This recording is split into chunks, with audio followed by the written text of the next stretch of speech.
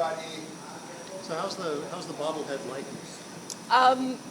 The face has a little bit to be desired, but I think the back is great. The hair in particular, the peak headband, it's all on point. Yeah. Yeah. Well, that's the main thing. That's how you're recognizable from a distance.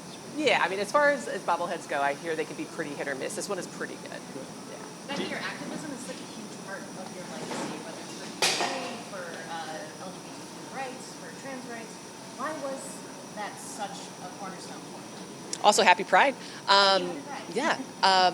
A cornerstone for me, I think, because we were gifted such a wonderful platform with this team, and that started from the generations way before us. And so being able to use it to affect change, I think, was a responsibility, but such an amazing opportunity. And I think I played with a generation of player that really tried to make the most out of that platform. And so it's carrying on a tradition, and it's also like, we know the sport, we love the sport so much, why isn't it accessible to absolutely everybody? And so that was really important to us to make sure that we continue to strive, we continue to use our platforms, and I think you see that even from the Megan Rapinoes, Alex Morgans, like whatever platform we have, we're always going to continue to strive to make this sport and this society better. Do you expect tomorrow to be emotional, or has enough time passed, or just what do you think? Emotional, possibly.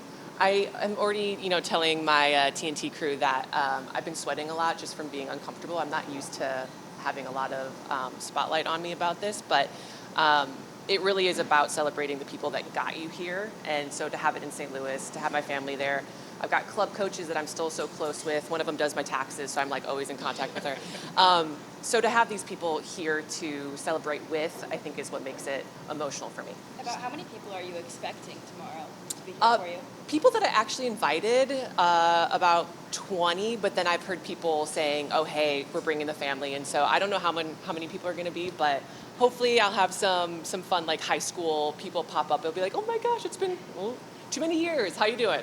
Just an impossibly big question, but what did this town mean to you during your career? When you're professional, you weren't playing here, but how much did you lean on St. Louis and just everything that was established here as you had your career? I leaned on the culture, the soccer culture here quite a bit, thinking about what I did on the weekends. I went to indoor St. Louis Ambush and Steamers games. Like that was the event for us, and having camps at Maryville, like Pat McBride camp, like all these things that I got to do through the years. Some of the best coaches that I've ever had were from St. Louis. So I think the culture here and just being ingrained in like a real soccer city. I know a lot of people say that they're soccer cities. St. Louis is a soccer city. And so having that, the areas that we got to train in, like the Hill. And so it's just cool that I think the culture really helped grow that passion early, and it's something that I've carried on through. What did it mean to hear Coach talk about the impact you still have on this current bunch? That was lovely. I was sweating a little bit through that, but to hear Emma say that means a lot, because you do want to leave a legacy. And I've always hoped that I was a player's player, and so to have players speak well of me, even when I'm not there, means a lot. What's it like for you being in the press room now, sitting there listening to Coach talk, and then over here talking to players, getting ready for your broadcast? What's it like being on the other side of things? It's lovely. It's really lovely. I think you're not quite sure what your post-playing days is going to look like, and to have an offer to kind of stick around the game and to be around it and to be around this team and this program and these players in particular, to get to see them on a regular basis when I wasn't sure if I'd get to me, I feel very fortunate that I have this job. And I have a new team now with TNT, and they've been wonderful too. And so I don't feel like one of those things when you leave the sport is that team feel, the camaraderie, and it's lovely just to be in another team now. Becky, how do you like the new job now? How do you like the broadcasting and media coverage side of it? I like it. It is very different. It's probably not something I expected that I would do necessarily, be in front of a camera, a lot of cameras. But it's been great. And I feel a real responsibility telling the stories of these players and of this program, because it's all very near and dear to my heart. And so I take it very seriously, but I'm also having a lot of fun doing it.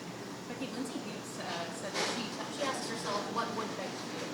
What does it mean to have left that kind of impact on her? I mean, it means a lot. I think throughout my years on this team, we've had to do some really tough things. And so if one of the things I left is sometimes doing the right thing is not the easy thing, I'd be very proud about that legacy. What's your relationship with Lo? She was talking about you as veterans. How nice is it to see her with the team? I love seeing Lo with the team. I love Lo in general. I got to play with her in Kansas City and in Salt Lake City with the Royals.